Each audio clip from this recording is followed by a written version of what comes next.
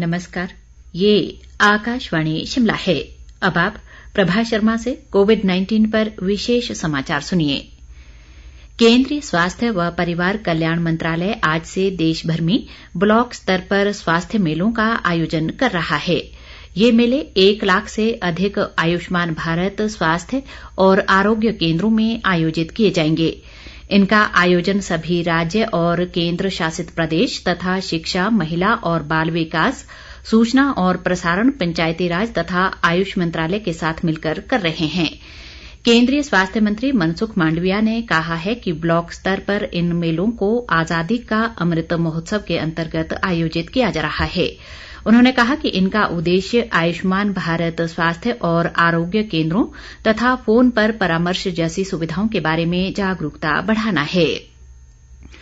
केंद्रीय सूचना व प्रसारण मंत्री अनुराग ठाकुर ने कहा है कि देश में प्रतिभा की कोई कमी नहीं है और देश ने प्रधानमंत्री के आत्मनिर्भर भारत के निर्माण के आह्वान पर कोरोना महामारी के कठिन दौर को भी सफलतापूर्वक पार किया है। मुंबई में एक समारोह में उन्होंने कहा कि कोरोना काल में देश में पीपीई किट, मास्क और वेंटिलेटर का उत्पादन शुरू किया। अनुराग ठाकुर ने स्किल इंडिया को बढ़ावा देने के लिए प्रधानमंत्री द्वारा उठाए गए कदमों का उल्लेख करते हुए कहा कि कौशल प्रशिक्षण से देश भर में लोगों को रोजगार के अवसर प्राप्त हुए हैं। उन्होंने बताया कि 1 साल के भीतर काम चाहने वाले 30,000 कुशल कारीगरों को संयुक्त अरब अमीरात भेजा जाएगा।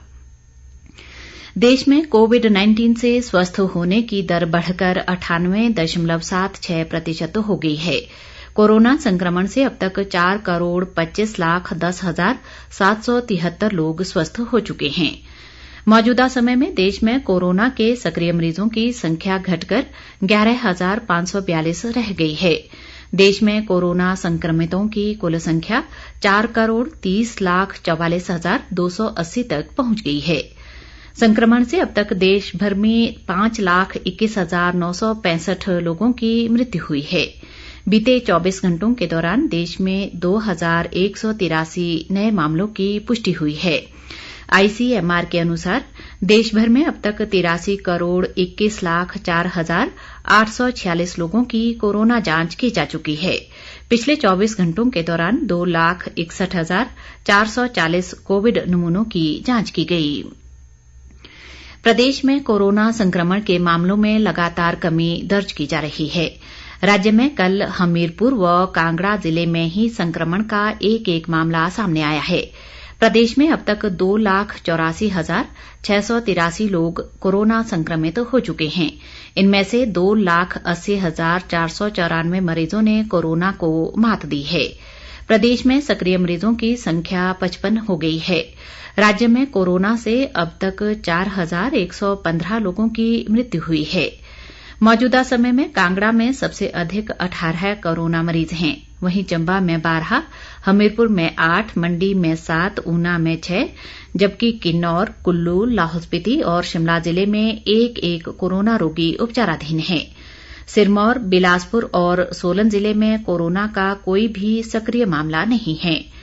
प्रदेश में अब तक 45,84,929 सैंपल लिए गए हैं, जिनमें से 43,246 की रिपोर्ट नेगेटिव आई है।